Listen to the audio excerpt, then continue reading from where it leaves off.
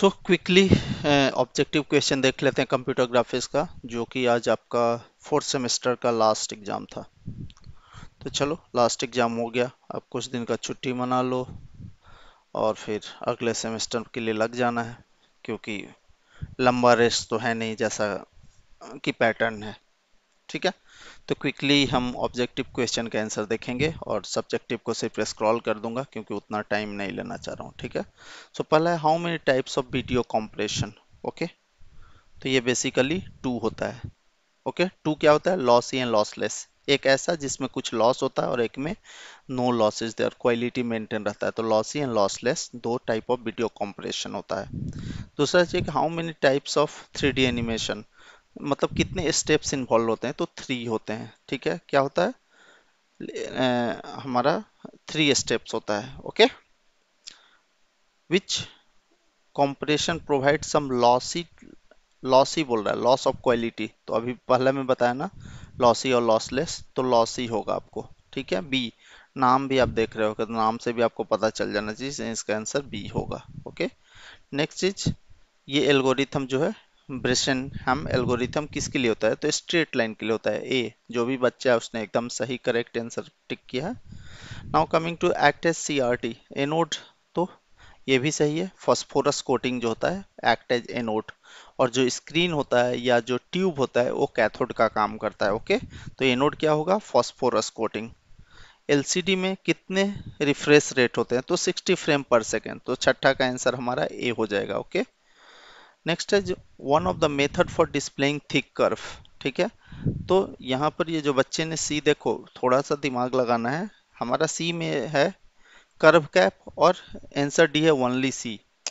तो अब ये कंफ्यूजिंग है, राइट? अगर किसी ने सी टिक किया तो भी सही हो जाएगा और किसी ने डी टिक किया तो भी सही हो जाएगा, राइट? अगर सी आंसर होता तब। तो ऐसा नॉर्मली ऑब्जेक्टिव में नहीं होता है ऑप्शन। तो आप इलिमिनेशन यहाँ पे यूज करो, सी और डी तो आंसर नहीं ही होगा। आंसर हमारा इधर ए या बी होगा। कभी भी आगे आप ऑब्जेक्टिव जब भी दोगे, तो अगर इस टाइप का कुछ ऑप्शन आ जाए तो आप मान के चलना कि ये आपको कंफ्यूज करने के लिए दिया है, it's not just for answer. ठीक है, तो वाकई आंसर क्या होगा? बी होगा, कर्व स्लोप। ठीक है, कर्व स्लोप आपका आंसर होगा, ना कि ओनली सी। ये जो भी बच्चा या बच्ची है उसका ये गलत है। Okay, so answer will be B, curve slope. GIF का फुल फॉर्म पूछा है, so most of you know graphical interchange format. Okay, so answer is B, graphical interchange format. Next ninth question है, which image files are lossy format. तो आप लोग थोड़ा सा अगर इसमें ध्यान लगाए होते तो एकदम सही टिक करोगे और वो आंसर होगा JPEG। क्यों? देखो, आप व्हाट्सएप में नॉर्मली आप कभी अगर PNG फॉर्मेट भेज कर देखोगे तो कुछ उसका कंप्रेशन अगर होता है नहीं होता है, I don't know, but at least quality wise कुछ लॉस आपको नहीं दिखेगा। GIF जो आजकल जो भी मेमे ऐसा भेजते हो वो GIF ही होता है, तो उसमें भी आप देखोगे कि इवन आफ्टर 100 200 सेंट उसका क्वालिटी सेम मेंटेन रहता है। MPEG में भी नहीं कुछ होता है, बट JPEG जो नॉर्मल मोबाइल का फॉर्मेट होता है, आप देखते होगे कि इमेज सेंड करने के बाद उसकी क्वालिटी डिग्रेड होते जाती है। तो इसका आंसर JPEG ही होगा। JPEG फॉर्मेट जो होता है लॉसी फॉर्मेट है। एक्ट एज ए कैथोड, तो ये थोड़ा देर पहले बता दिया था कि फोकसिंग स्क्रीन, अगर यहाँ स्पेसिफिक आंसर अगर आपको दिया रहता ट्यूब जो, तो वो होता, बट यहाँ focusing screen is the correct answer A. Okay, next है how many matrices are required to rotate an object around XY। तो यहाँ पर आंसर ये गलत है, ये आंसर होगा 3 मैट्रिसेस। बी आंसर होगा 3 matrices. Okay, the circle drawing algorithm कितने सिमेट्री है? तो 8 सिमेट्री है। क्यों? क्योंकि 4 ऑक्टेट होता है और एक ऑक्टेट में दो दो हो जाते हैं, तो 4 इंटू 2 8 हो जाएगा। ये आपका सी आंसर हो जाएगा। ओके, एल्गोरिथम वाला। विच of the following is A component of graphics, monitor, memory, इतना। तो इसका आंसर आपका ऑल हो जाएगा। क्यों? क्योंकि मॉनिटर पर आप डिजाइनिंग जो भी करोगे मेमोरी बफर की जरूरत पड़ेगी और डिस्प्ले कंट्रोलर का भी जरूरत पड़ेगा। सो ऑल हो जाएगा answer. The amount of memory in a frame buffer is called bit plane. Bit plane इसका आंसर हो जाएगा। ओके, अब पैरेलल प्रोजेक्शन क्या होता है? तो पैरेलल प्रोजेक्शन में क्या रखा जाता है? तो जब मैं ये पढ़ाया था तो आपको याद होगा, मैंने बोला था कि पैरेलल प्रोजेक्शन में साइज सेम रहता है, उसका शेप भी सेम रहेगा और काइंड ऑफ ट्रू इमेज आपको मिलेगा। मे बी 100% चीजें दिखे ना दिखे, बट आपको जो इमेज मिलेगा वो काइंड ऑफ ट्रू इमेज होगा, तो इसका आंसर होगा C. Okay. Which of the following is a computer graphics type. ये जब मैं क्लास टेस्ट लिया था तो उसमें भी ये ऑब्जेक्टिव में मेरा ये क्वेश्चन था, फिर भी इस बच्चे ने गलत दिया, तो may be either this child did not read, या क्लास टेस्ट मेरा नहीं दिया था। ठीक है। So the answer is raster and vector. Raster and vector A answer हो जाएगा इसका 16 का। ओके। ये सेम क्वेश्चन 100% सेम जो मैं भी दिया था। Which of the following is a computer graphics curve. तो यहाँ आंसर तीनों हो जाएगा। Okay. Answer is D. Which of the following is the purpose of using clipping in इतना। ये भी मेरा क्वेश्चन में था ऑब्जेक्टिव में। Okay. So it is removing object and lines. So clipping जहां भी आ जाए तो आप उसको रिमूविंग से लोगे, नॉट जूमिंग, कॉपिंग और anything else. Types of translation. कितने टाइप ऑफ ट्रांसलेशन होते हैं? सो आंसर इज 3। क्या होता है?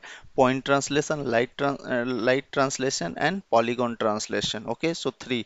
आई नो बहुत लोग ये 3 वो सोच के भी कर दिए होंगे कि ट्रांसलेशन, रोटेशन एंड स्केलिंग, वो तीनों सोच के भी 3 किए होंगे, तो उस पॉइंट से भी आंसर सही है। बट यहाँ एक्चुअली टाइप्स ऑफ ट्रांसलेशन पूछ रहा है, तो ये पॉइंट ट्रांसलेशन, लाइन ट्रांसलेशन और पॉलीगॉन ट्रांसलेशन होगा, और आंसर 3 होगा।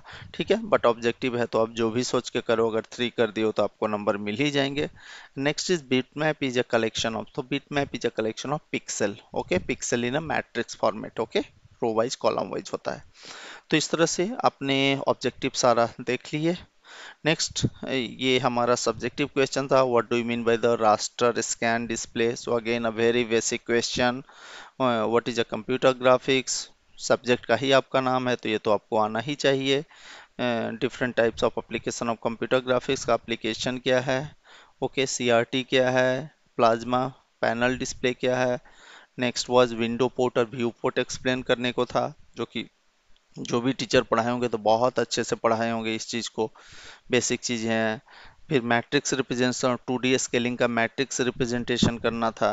तो स्केलिंग में आपको सीधे सिर्फ मल्टीप्लाई होता है, राइट। स्केलिंग फैक्टर को हम मल्टीप्लाई करते हैं। फिर आपको ये भी पता होगा कि अगर ग्रेटर देन 1 है तो इनलार्ज होगा, लेस देन 1 है तो डिमनिश होगा, और अगर 1 है तो नो चेंज। बट यहाँ आपको मैट्रिक्स फॉर्म में चीज़ों को एक्सप्लेन करना था।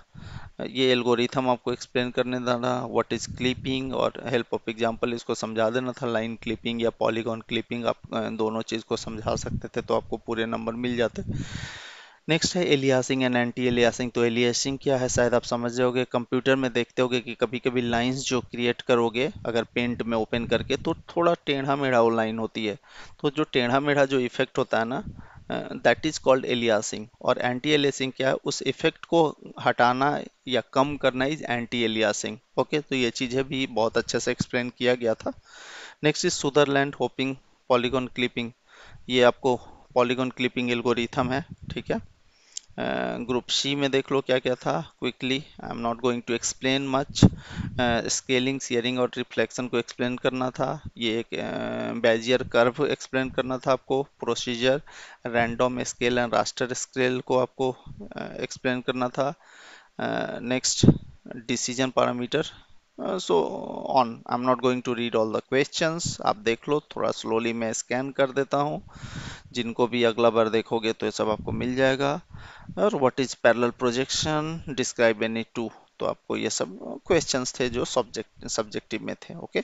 सो एट लास्ट अगेन मैं आपके हेल्प के लिए, not this one, this is not required for, ये देख लो कंप्यूटर ग्राफिक्स का ये एक स्क्रीनशॉट आप ले सकते हो, या जो भी है मैचिंग कर सकते हो, so that you get a clear picture of कि आपका कितना सही हुआ है कितना गलत हुआ है।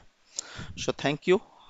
आपका लास्ट एग्जाम था तो ज़्यादा टेंशन नहीं लेना है, अब अगले सेमेस्टर के लिए रेडी होना है और एंजॉय करना है छुट्टी को। चलो, थैंक यू।